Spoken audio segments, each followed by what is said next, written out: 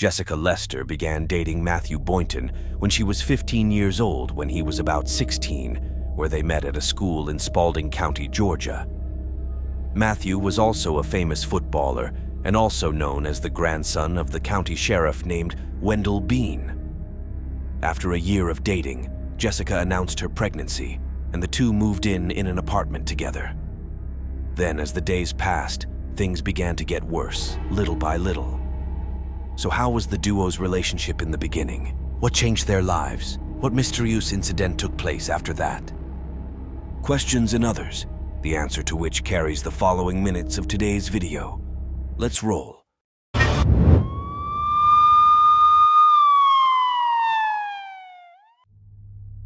Matthew's dream was to work in the law corps, and so he became a police officer in the Griffin Police Department and achieved his dream. He was also known to be a strict and loyal person, as he did not leave Jessica with someone else, and usually when she wanted to visit her grandparents, he would go with her, and after spending less than half an hour, he would force her to go home, and he also did not allow her to go out divorced from home.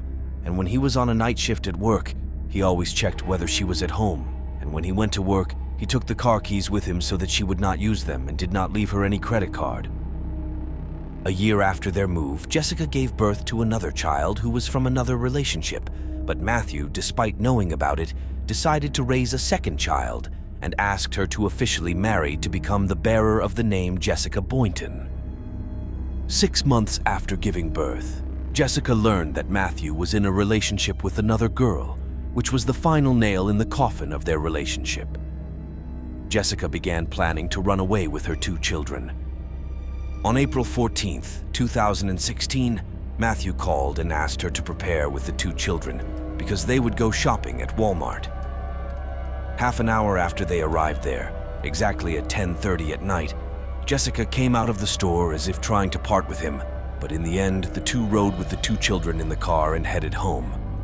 After they returned at 10:40 minutes, a neighbor heard a shot coming from the couple's apartment, and at 12:54, Matthew received a text message from Jessica's phone, meaning that she wanted him to take care of the children and that she was about to commit suicide immediately. The strange thing is that after receiving the message, he sent a message to his second girlfriend as a joke and then decided to go home, where he called the emergency saying that he had received a text message from his wife saying, "Are you on EMS? Can you please dispatch a unit out to my location? Send me a reference to my wife. I left the location. I'm backing around on Carver Road now. I'll be back there in about 2 minutes. She's having suicidal thoughts. My kids are at home with her, so I'm trying to hurry up and get back there. I'm driving. She just said that she's been experiencing suicidal thoughts right now. She told me to take care of the boys, so I'm trying to hurry up and get back home just to make sure that nothing's going to happen to them." Any weapons inside the house? Just my service weapons. After arriving home before the police, he called them back saying he had heard 2 shots and therefore did not want to go in and risk himself. After the police arrived and opened the door, they found the eldest son sleeping in his room while the little one was crying. Jessica was locked in the bedroom closet with a pillow on her blood-stained head, and on the shelf was her secret notebook, which documented everything Matthew did, and underneath it was his weapon. And then, after that, her grandparents were contacted by a grandfather, Matthew, to inform them that she had died of a bullet in her head. Their response was no, because Jessica is not the dreary type, and that she loves life, and that she also loves her 2 children and hates weapons. Surprisingly, Jessica was not actually dead. She was still alive and was flown to Atlanta, where she was in critical condition. Back at the crime scene, there were no bloodstains on the walls of the closet, and there were 2 bullets fired at different walls. A neighbor also reported hearing 1 shot. A group of 4 other people testified that they had heard a gunshot 2 hours before police arrived, and no one heard the 2 shots Matthew talked about after approaching the house before police arrived.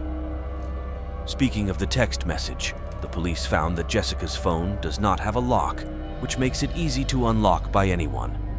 In addition, Matthew's phone showed that seconds after calling emergency services to report the 2 shots they heard after arriving, he texted his girlfriend saying, "I'll call you later. It's a long story to tell you." As a local reporter named Sheila Matthews noted, Matthews' phone was next to the microwave when the police walked into the house, and so she called the Georgia Bureau of Investigation to say, this activity on his cell phone had to have taken place inside the kitchen in his apartment. How do you come to that conclusion? Because if you go to the photographs that are part of your investigative case file, there's a photograph and also the evidence report for his cell phone. Mm-hmm. It was retrieved from the kitchen counter in front of the microwave oven. No, it wasn't. It was actually from him. We put it on the counter to take a picture of it. But it was a lie, as the camera footage that the police were carrying as soon as they entered the door showed that the phone was in the kitchen, which means that the message to his girlfriend was sent from inside the house. While Jessica was still in hospital, Matthew was questioned about the circumstances of the incident, as he said she wanted a divorce, and he knew that the second child was not his son. He also told the police that he was wearing the same clothes all night, which Walmart store cameras proved to be reversed, as he was wearing a brown shirt in the store, and after the police came, he became wearing a red shirt. Then, after 3 weeks in a coma, Jessica has begun to recover, but she doesn't remember what happened that night. Continuing the investigation, Jessica's DNA was found on Matthew's professional weapon, and the Georgia Bureau of Investigation closed the case. He described it as a suicide attempt. But still, there were a bunch of contradictions when doctors in Atlanta were examining Jessica, where they said that she had a wound on the top of her head, that it was difficult for her to aim the gun that way, and that there were no traces of bullets on her hands, while strangely enough, Matthew's clothes were not examined. One of the doctors later said it seemed fabricated, and since Matthew works as a police officer and his grandfather sheriff of the county where the crime occurred, it is what made the case close and quickly. The doctors also did not find a bullet hole in Jessica's head and said that it was most likely the result of a strong shock, as someone hit her with something very strong. And after the incident, the two children moved in with Matthew to live with his girlfriend. He also got administrative leave for a few weeks, and he was given full custody of the two children due to Jessica's shooting at Same.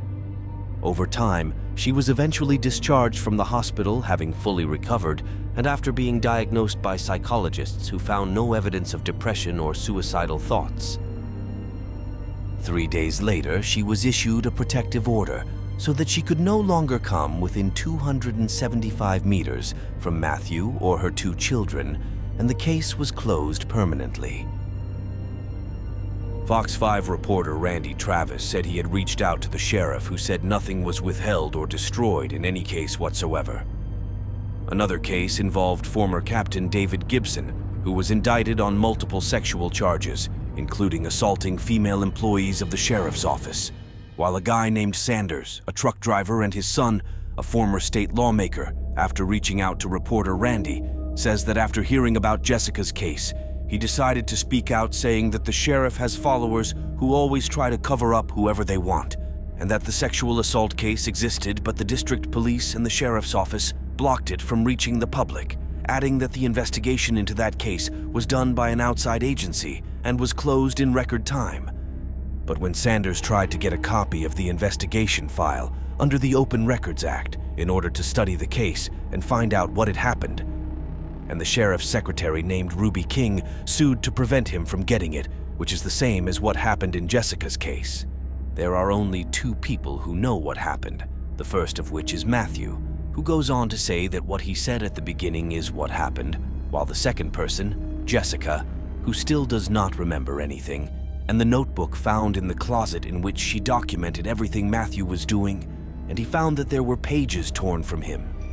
The first was that Matthew had been arrested, not for attempted murder, but 7 months after the shooting, Jessica filed a report with the Griffin Police Department, saying he had not returned her personal belongings. His new girlfriend found bags full of women's items, and also had a laptop and jewelry belonging to Jessica. Agents also obtained a search warrant on Matthew's Facebook page and learned that he was trying to get rid of Jessica's belongings, but failed. Immediately after the search, everything was deleted from his Facebook account after he learned about the matter, and then he was brought to the police station for interrogation. Indeed, during the interrogation, he began to feel confused, as if something suspicious was about to be revealed.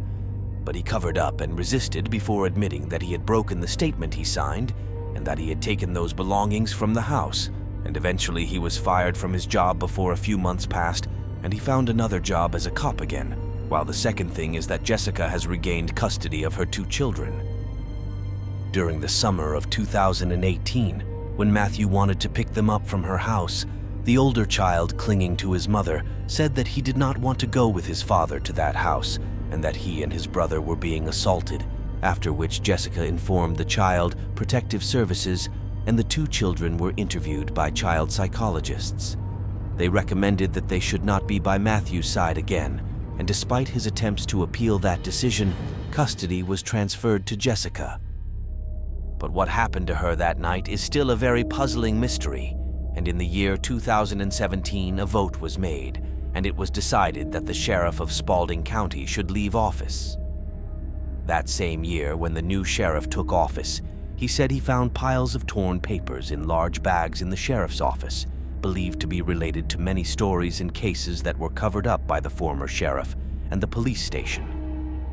To this day, Jessica is still trying to reopen an investigation into what happened to her that night in the hope that it will be done and she can remember what happened to her. Do you think what happened to Jessica was an attempted murder or a suicide? Why couldn't she remember what happened to her? Did Matthew's grandfather really try to cover up the case? Share with us, our viewers, your opinions and suggestions through the comments below the video. Goodbye.